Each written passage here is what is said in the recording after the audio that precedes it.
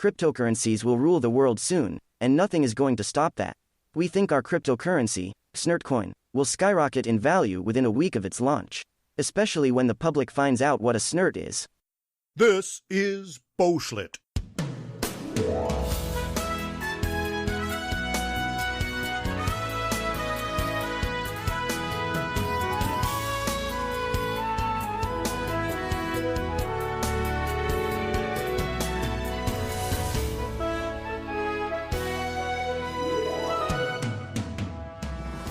Good morning, I'm Kurt Balderdash, and this is BOESCHLIT, your bi-weekly business and technology podcast that shows you how to pour an elephant into a shot glass.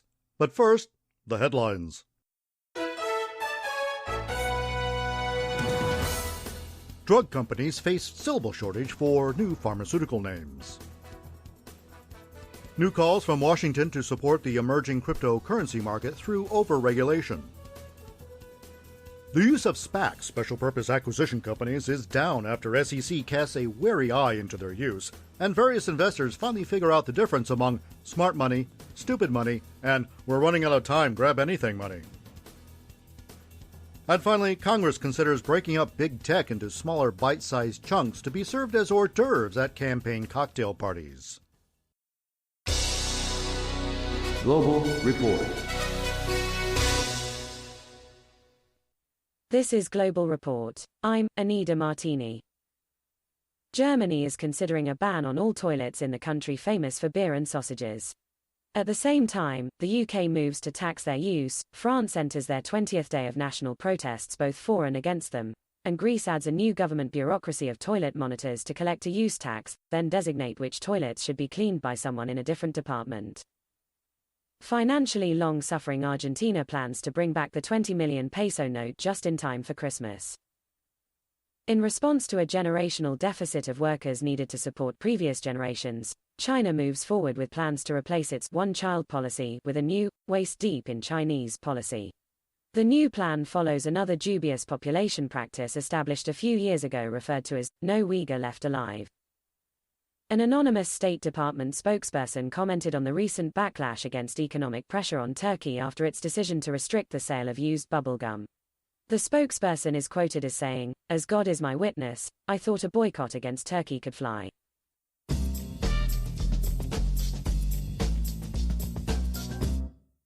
It's no secret that the cost of a college education in the United States is ridiculously overpriced. According to a recent poll, almost 50% of Americans who took out federal student loans 20 years ago still carry that debt. But is it a funding problem or really a pricing problem? Is the cost of college just too high because of a cabal of special interests that keeps it that way? Today we have assembled a panel that seeks to defend the present system. We have David Pinch Boyle from the U.S. Department of Education Student Loan Division. Good to be here. From her office on the 39th floor of a luxury high-rise in Midtown Manhattan, Patricia Howell, President of the University Endowment Trust and Private Equity Association. Good afternoon. Ben Bilker, University Construction and Development Services, which currently has over $1.8 billion of high-end dormitories and lavish faculty clubs under development. How's it going? And Alyssa Hasbinowitz, self-important film and TV star. Hi. Ladies and gentlemen, thank you. But we really don't have any time for this nonsense.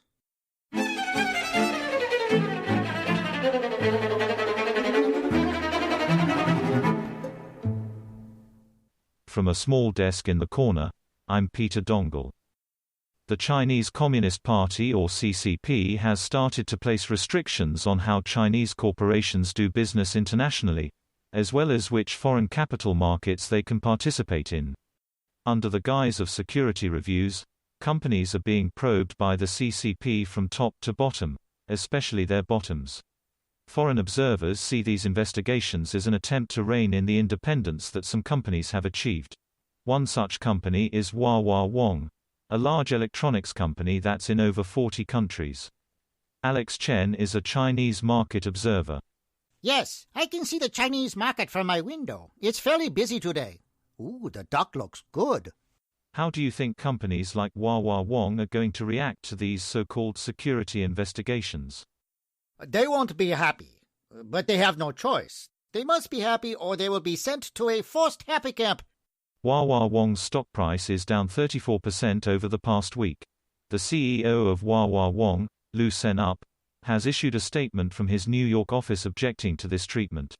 However, the rest of the executive staff, still located in Beijing, have said they welcome the investigation, and are cooperating with the CCP, and intend to abide by their wise leadership.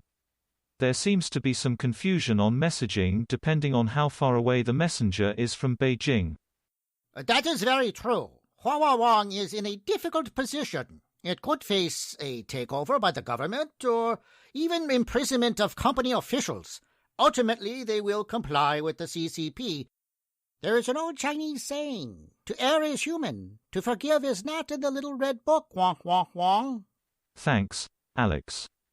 For decades, venture capitalists have reigned supreme in the startup world as the primary source of capital for fledgling companies. Just in the first half of 2021, the capital investment into startups has exceeded any single year amount ever. However, the dominance of VCs appears to be eroding. Large investment funds such as pension funds have begun to invest in startups directly, bypassing VCs in the process. This new funding source has very deep pockets, and doesn't typically ask as many questions as a VC firm would, nor do they want any board seats or force company executives to wear tracking devices on their ankles. They seem eager to write checks and ask questions later, turning the conventionally manipulative relationship upside down. With cheap money going away in 2 years as the Fed has signaled, the race to fund companies now is at a fever pitch.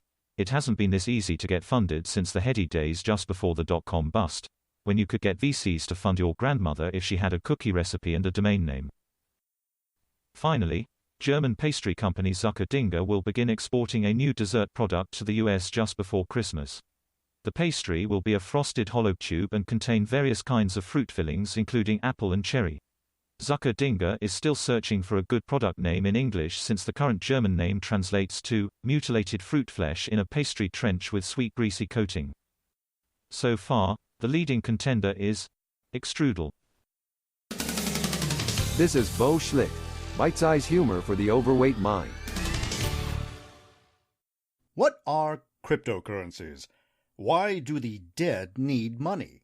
Have the geeks in computer labs finally found a way to let people take it with them? I posed those questions to Jason Dragon, CEO of salesfromthecrypto.com. Mr. Dragon, welcome. Thanks. So how about it? Cryptocurrency, money for the dead, a token for Charon to take you across the river Styx? That's not what cryptocurrency means. Crypto means hidden. Like money that falls between the couch cushions. More like hidden as in anonymous. The identity of the owner is hidden. It's a way to have money without anyone knowing how much or who you are. Ah, like dictators or Russian oligarchs. The idea is to allow people to exchange currencies, often called tokens or coins, for things like goods and services. It's parallel to the fiat currency we have such as the dollar. Well, I certainly wouldn't pay $1 for a fiat. In this case, fiat means arbitrarily declared value. The value of a cryptocurrency depends on many variables. Bitcoin is just one such well-known cryptocurrency. The value can fluctuate like commodities and foreign exchange rates. Yes. Lately, we've seen some incredibly wild fluctuations in the values of cryptocurrencies. One day you can be rich and the next day poor. It doesn't sound very stable, does it? Well, they aren't normally that dynamic. Most of the time they are moving up in value, but sometimes they do go down. Nevertheless, cryptocurrencies will rule the world soon, and nothing is going to stop that. We think our cryptocurrency, Snurtcoin, will skyrocket in value within a week of its launch, especially when the public finds out what a snurt is.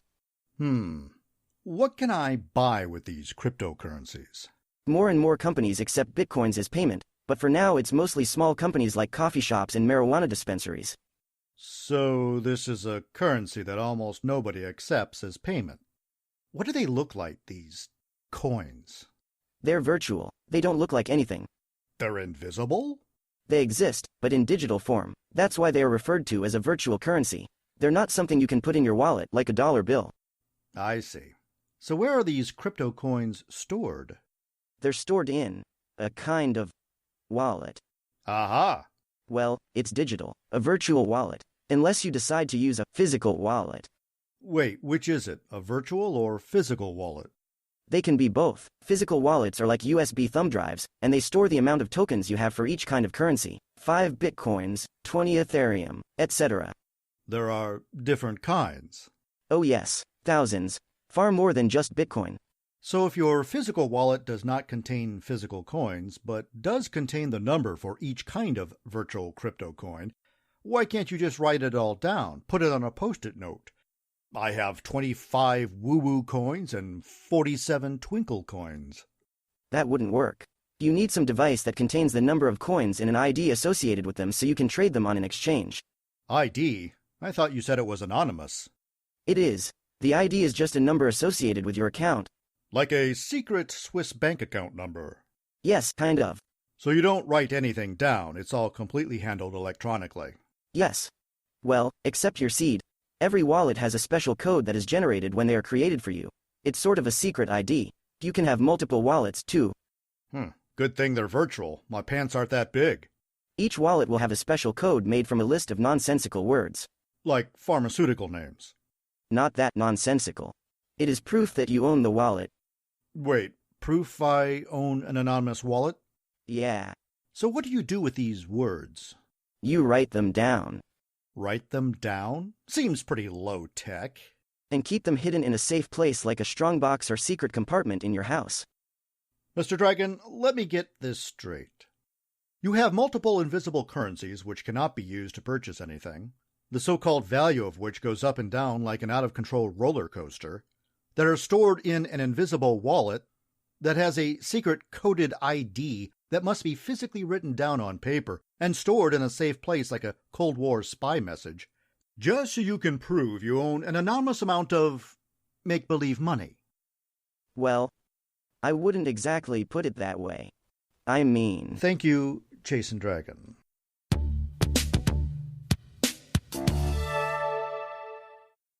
And finally, if you're looking to go camping this summer, look no further, because there aren't any campsites left.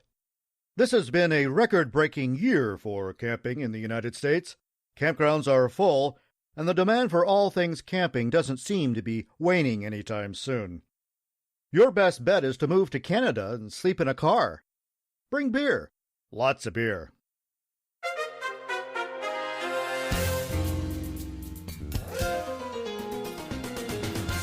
That's all for now. Join us again next time. Different day, same BOESCHLIT.